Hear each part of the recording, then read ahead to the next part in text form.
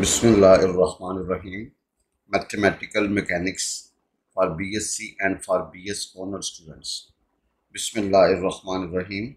Mathematical Mechanics for BSc and for BS Honor students. Bismillahirrahmanirrahim. Chapter number 13. Collision of Particles. Bismillahirrahmanirrahim. Chapter 13. Collision of Particles. Bismillahirrahmanirrahim. An imperfectly elastic sphere of mass m, moving with velocity u, impinging on another sphere m dash, afterwards strikes the vertical plane at right angle to its path. Show that there will be no further impact of. Show that there will be no further. There will be no further impact. Show that there will be no further impact of sphere if m into 1 plus e dash plus e into e dash is less than e m dash, where e and e dash are the coefficient of recession between the spheres and the plane respectively. Where e and e dash are the coefficient of recession between the sphere and the plane respectively. वजन figure से देखें, एक body है जिसका मास m, ये velocity u के साथ move कर रही है। एक बॉडी है जिसका मास m डैश है, ये रेस्ट में है। ये जब इसके साथ टकराते हैं और ये दीवार के साथ टकराते हैं, आफ्टर कोलिजन इसकी वेलोसिटी v1 बन जाती है, उसकी वेलोसिटी v2 बन जाती है। भाई आफ्टर कोलिजन इसकी वेलोसिटी v1 बन जाती है, इसकी वेलोसिटी v2 बन जाती है। ये मास m था, ये मास m डैश था, इसकी वेलोसिटी u थी, ये रेस्ट में था। आफ्टर स्ट्राइकिंग या after impinging, its velocity become v1, इसकी velocity become v2। वजन देखें, an imperfectly elastic sphere of mass m moving with velocity u, impinging on another sphere of mass m dash, afterwards strikes the vertical plane at right angle to its path. An imperfectly sphere of mass m moving with velocity u, impinging on another sphere of mass m dash, afterwards strikes the vertical plane at right angle to its path. Show that there will be no further impact. Show that there will be no further impact of the sphere. Show that there will be no further impact of the sphere if m into 1 plus e dash plus e dash is less than em dash, where e and e dash are the coefficient of recession between the spheres and the plane respectively. Where e and e dash are the coefficient of recession between the spheres and the plane respectively. जब देखिए, इसका मास m है, इसका मास m dash, ये u के साथ टकराते हैं, ये रेस्ट में है। आफ्टर कोलिजन इसकी वेलोसिटी v1 बढ़ती है, इसकी वेलोसिटी v2 बन जाती है। By Newton's law of restitution, by Newton's law of restitution, v1 minus v2 is equal to minus e u minus 0। By Newton's law of restitution, v1 minus v2 is equal to minus e u minus 0। एक मसवात आगे, v1 minus v2 is equal to minus e u इसको 1 कह रहे हैं। By law of conservation of linear momentum, mv1 plus m dash v2 is equal to mu plus m dash into 0. So after we get mv1 plus m dash v2 is equal to m into u, इसको 2 कहें। No आप जरा देखिएगा, हमारे पास दो मसवातें आ गई, एक ये वाली और एक ये वाली। नाउ मल्टीप्लाई 1 बाय m, भाई 1 को आप m से मल्टीप्लाई करिए और देखें ये बन जाएगा जी, आप subtract 3 and 4, we get v2, v2 की वैल्यू निकाली um into 1 plus e over m plus m dash। इसको पुट इन 1 कर दें, वजन पुट इन 1 कर दें, तो वहां से आपका जो v1 ये v2 है माइनस e u, तो भाई यहाँ से v1 जो निकलेगा ना, आप हमारे पास v1 बराबर होगा um into 1 plus e over m plus m dash minus eu। वजन v1 निकला m minus em dash into u over भैया m plus m dash after calculation। भाई v1 निकला m minus em dash into u over भैया m plus m dash। वजन once again I repeat, by Newton's law of recession, v1 minus v2 is equal to minus e u minus 0। भाई v1 minus v2 is equal to minus e u minus 0। एक मसवात आ गई। By law of conservation of linear momentum, m v1 plus m dash v2 is equal to m u plus m dash 0. भाई ये दूसरी मसवात आ गई M V one plus M dash V two is equal M U is equal to 2। इसको 2 कर दें। अब 1 और 2 से, भाई 1 और 2 से हमने वी वन और वी टू की वैल्यू निकालनी है। भाई 1 और 2 से हमने वी वन वी टू की क्या करनी है, वैल्यू निकालनी। No multiply 1 with M G. भाई देखें ना, वी वन को गायब करेंगे तो वी टू निकलेगा, तो आपने इसको एम से ज़रूर दे दी ताकि एम वी वन बने। M V one minus M V two is equal to minus E M two, इसको 3 कह दें। अब आप क्या करेंगे, इन दोनों को सुब्ट्रैक्ट कर दें। सुब्ट्रैक्ट 3 फ्रॉम 2 ये तो क्या होगा, वी टू हमारा निकलेगा U M into 1 plus C over M plus M dash. इसको पुट इन 1 किया, इसका सिंप्लीफाई किया, एल्सियम दिया, तो हमारे पास जो वी वन निकलेगा, वजन वी वन निकलेगा M minus E M dash into U over M plus M dash. अब देखिएगा यहाँ से, therefore the sphere of mass m dash moves on with velocity v2 and strikes the vertical plane. It thus rebounds with velocity e dash v2. आपको पता है जिस speed के साथ टकराता है उसको भैया ई डैश वी से ई डैश, क्योंकि यहाँ पे coefficient of rescission E dash है, तो ई डैश वी से ई डैश से ज़रा देंगे तो आप इसकी वेलोसिटी निकलेगी after rebound. It thus rebounds with velocity E dash V two is equal to U into e dash into m into 1 plus e over by जिनका होगा m प्लस m डैश। हमारे पास जो v2 था उसको हमने क्या कर दी थी, e डैश से मल्टीप्लाई कर दिया, क्योंकि इसका कोएफिशिएंट ऑफ रेसिशन क्या है जी, e डैश।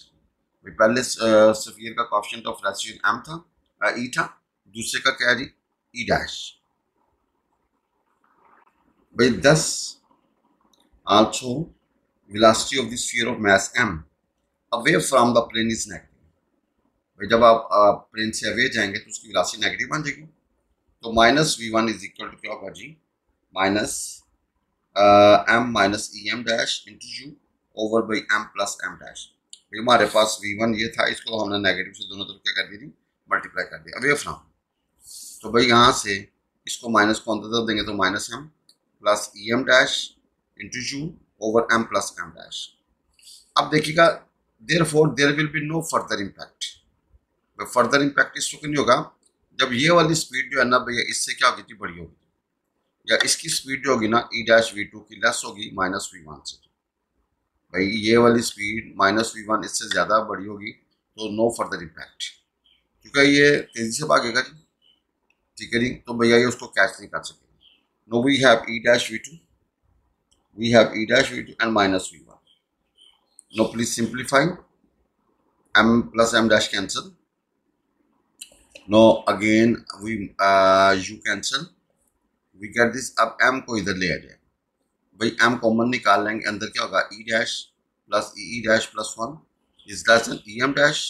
तो भाई इसको अरेंज करेंगे ना, m into 1 plus E dash plus E dash is less than E M dash. और यही हम चाहते थे कि there will be no further impact.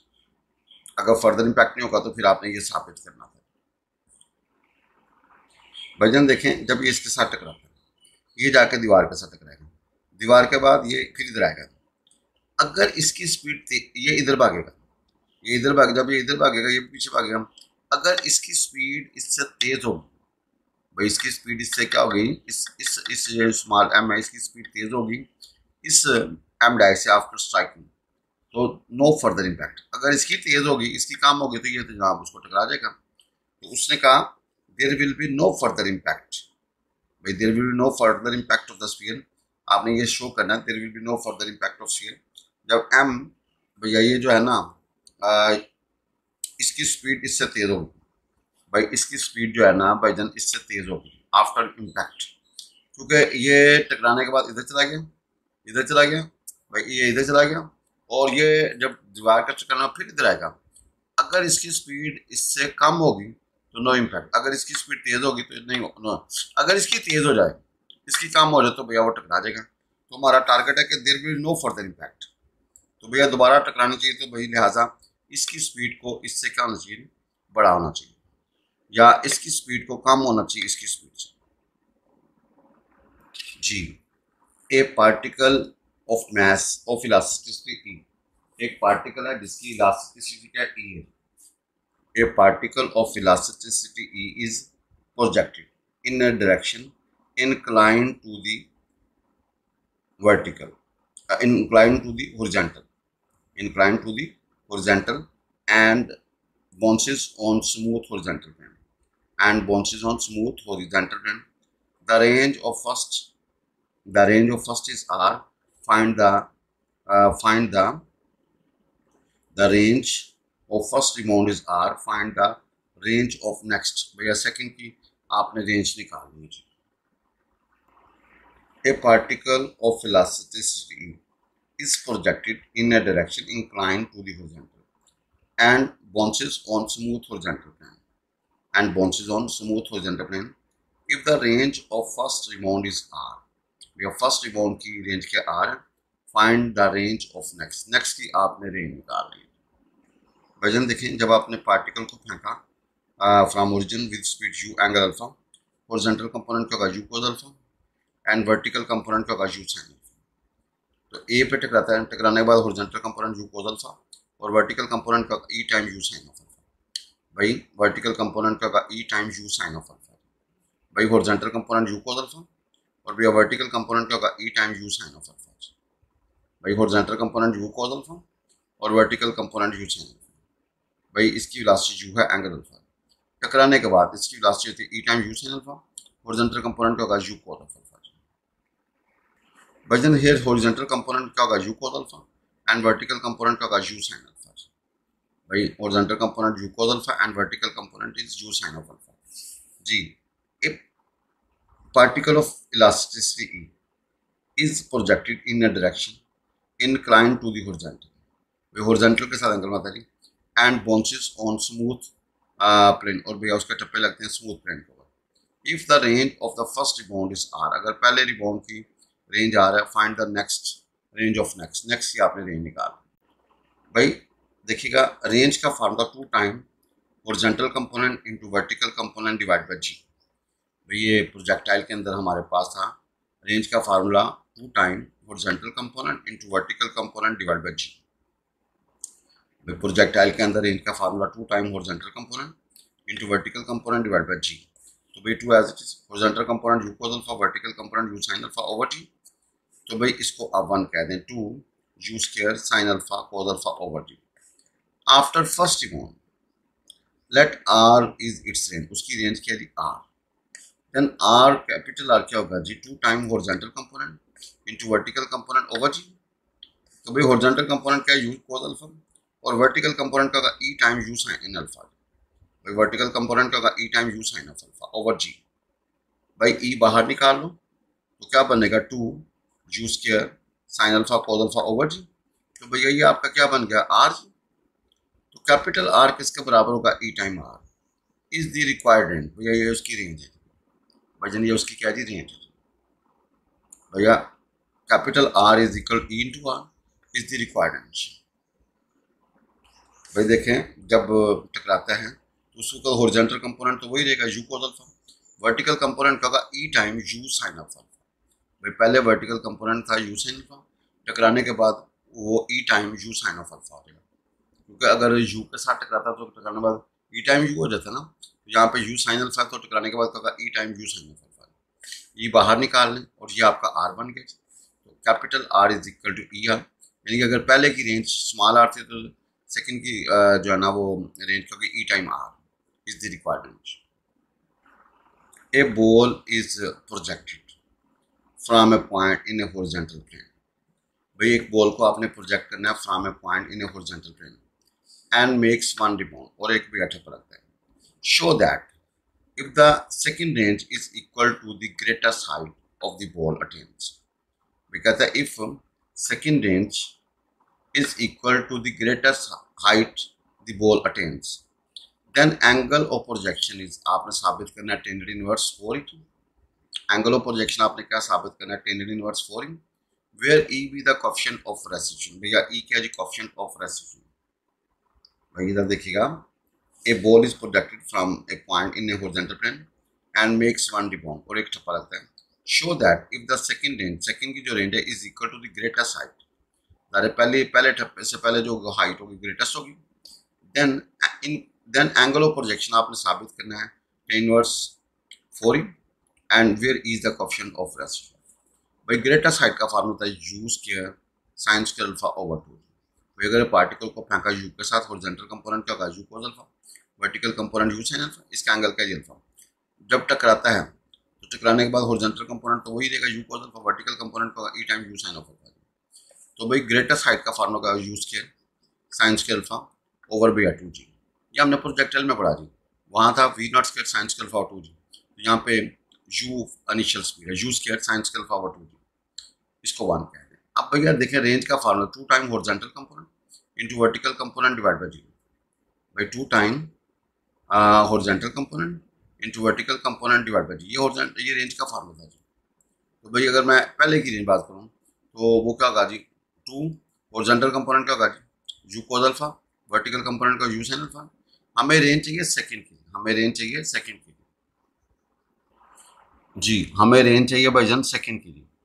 तो आप जरा देखें, after first rebound let capital R is the range after rebound horizontal component velocity, horizontal component क्या होगा u cos alpha and after rebound vertical component of velocity क्या होगी e time u sin of alpha. तो भाई range का formula का 2 time horizontal component into vertical component divide bye g। भाई horizontal component का u cos alpha, vertical component का e u sin of alpha over g। तो भाई जल्दी क्या बनेगा जी, 2e u square sin alpha cos alpha over g। भाई 2e u square sin alpha cos। अब गिवन हमारे पास के ग्रेटेस्ट हाइट बराबर है रेंज ऑफ सेकंड। भाई सेकंड की जो रेंज है वो पहले की हाइट के बराबर है, गिवन हमारे पास। भाई ग्रेटेस्ट हाइट पहले की और सेकंड की रेंज आपस में क्या है, बराबर ही हमें गिवन है। तो हॉरिजॉन्टल ग्रेटेस्ट हाइट क्या था u square sin square alpha over 2g और भैया 2e u square sin alpha cos alpha over g। भाई जनता सिंप्लीफाई करें तो वी गेट tan अल्फा बराबर है 4e। भाई जन tan अल्फा बराबर है 4e तो अल्फा बराबर होगा tan इनवर्स 4e। भाई अल्फा बराबर होगा tan इनवर्स 4e और यही हम साबित करना चाहते थे। बिस्मिल्लाहिर्रहमानिर्रहीम। A ball impinges directly upon another ball at rest। भाई a ball impinges directly upon another ball at rest and is itself reduced to rest by impact if half of the initial kinetic energy is destroyed in this collision, find coefficient of restitution। आपने वजन क्या निकालना है, coefficient of restitution. वजन क्या निकालना है, coefficient of restitution. वजन देखें, ये स्फीयर मास m, ये मास m डैश, ये u के साथ इसकी बिफोर कोलिजन वेलोसिटी है और ये रेस्ट में। टकराने के बाद ये खुद रेस्ट में आ जाता है और ये चल पड़ता है विद वेलोसिटी v के साथ। भाई ये मास m है, इसकी मास m डैश, बिफोर कोलिजन इसकी वेलोसिटी है और ये रेस्ट में। टकराने के बाद ये रेस्ट में आ जाता है और इसकी वेलोसिटी v बन जाती है। Please, A ball impinges directly upon another ball at rest and is itself reduced to rest by impact if half of the initial kinetic energy is destroyed in this collision। half of initial kinetic energy is destroyed in this collision, find coefficient of restitution। आपने क्या निकालना है, coefficient of restitution। भाई half of initial kinetic energy destroy होती थी तो no problem. आप सब देखिएगा, by the principle of linear momentum. भाई total momentum after is equal total momentum before. भाई m into 0 plus m dash into v is equal to क्या होगा, m u plus m dash 0। भाई m 0 plus m dash v is equal m u plus m dash 0, तो we get m dash v is equal m u, इसको 1 कहते हैं। अब भैया by Newton's law of restitution, भैया by Newton's law of 0 minus v is equal to minus e u minus 0। तो भैया v बराबर होगा e टाइम u, इसको 2 भैया हमने 1 और 2, एक law of conservation of linear momentum और दूसरा न्यूटन्स लॉ ऑफ रेस्टिट्यूशन। आप जरा देखिएगा, हमें जो अपना गिवन स्टेटमेंट के मुताबिक इनिशियल काइनेटिक एनर्जी का होगा, भाई इनिशियल का टोटल इनिशियल काइनेटिक एनर्जी का होगा half m u square plus half M dash and zero का स्केयर। देखो ना, half M U square plus half M dash and zero का स्केयर। तो भाई देखो इसका बचेगा हाफ एम यू स्केयर। ये टोटल काइनेटिक एनर्जी। भाई टोटल काइनेटिक एनर्जी जी, now total kinetic energy before collision क्या होगा जी, 1/2 M U square plus 1/2 M dash zero का स्केयर। तो we get 1/2 M U square, M U square जी। Final kinetic, total final kinetic energy क्या होगी, वो भी हाफ एम इंटू जीरो का square plus half M dash V square. हल करने के बाद half M dash V square आएगा। भाई total final kinetic energy after cooling half M zero का square plus half M dash V square is equal to half M dash V square आएगा। अब देखें लॉस ऑफ काइनेटिक एनर्जी का होगा। भाईजान loss of kinetic energy, भाई वो होता था final kinetic energy minus initial kinetic energy. वो तो लेकिन लॉस को हमने अगर डायरेक्ट डिफाइन करना हो, लॉस ऑफ काइनेटिक एनर्जी का होगा initial kinetic energy, total initial kinetic energy minus final kinetic energy. भाई लॉस का फार्मूला होता था ना, final kinetic energy minus initial kinetic energy is equal to minus E into क्या था, लॉस ऑफ काइनेटिक एनर्जी। अगर हम माइनस को अंदर भेज दें तो लॉस ऑफ काइनेटिक एनर्जी का फार्मूला होगा total kinetic energy before minus total kinetic energy after. अब गिवन कंडीशन क्या है, लॉस कितना है, half of initial kinetic energy. वजन लॉस कितना, half of initial kinetic energy. वजन लॉस कितना, half of initial kinetic energy. तो भाई ये initial kinetic energy minus final, ये लॉस को रिप्रेजेंट करते थे। और लॉस कितना है, half of initial kinetic energy. Initial kinetic energy क्या, हाफ एम यूज कर। No please multiply with 2, multiply with 4। 4 से मल्टीप्लाई करोगे 2 एम यूज के माइनस 2 M dash V square is equal M यूज के। भाईजान इसको आप इकट्ठा करो, M U square is equal to M dash and V square, इसको 3 कह दो। नाउ मल्टीप्लाई 1 एंड 2 जी। 1 और 2 को क्या करो जी, मल्टीप्लाई कर दो। तो क्या होगा जी, M dash V into V बराबर होगा M U into E U. 1 और 2 को क्या करो जी भाईजान, आप मल्टीप्लाई कर दो जी। मल्टीप्लाई 1 एंड 2 तो क्या आएगा, M dash V square is equal to E M and U square. इसको पुट इन 3 कर दो भाईजान, इसको कहाँ पुट कर दो, पुट इन 3। तो क्या होगा, एम यू स्केयर 2 बाहर और ये क्या होगा, ई एम यू स्केयर। तो भाई आप थोड़ा सा देखिए ई किसके बराबर होगा, 1/2। यही आप चाहते थे भाई यही आप क्या चाहते थे, फाइंड द कोएफिशिएंट ऑफ रेसिड्यूशन। तो ई हमारा यहाँ पे क्या होगा, कोएफिशिएंट ऑफ रेसिड्यूशन। भाई इधर देखिएगा, सिर्फ आपने जो लॉस का फार्मूला यह होता है final kinetic energy minus initial kinetic energy is equal to minus, आगे लॉस होता है भाई। लॉस ऑफ काइनेटिक एनर्जी का फार्मूला क्या होता है जी, initial kinetic energy minus final kinetic energy is equal to minus loss. तो यहाँ पे हमने वो माइनस को सेट कर दिया, initial kinetic energy minus final kinetic, और लॉस कितना, हाफ ऑफ इनिशियल काइनेटिक।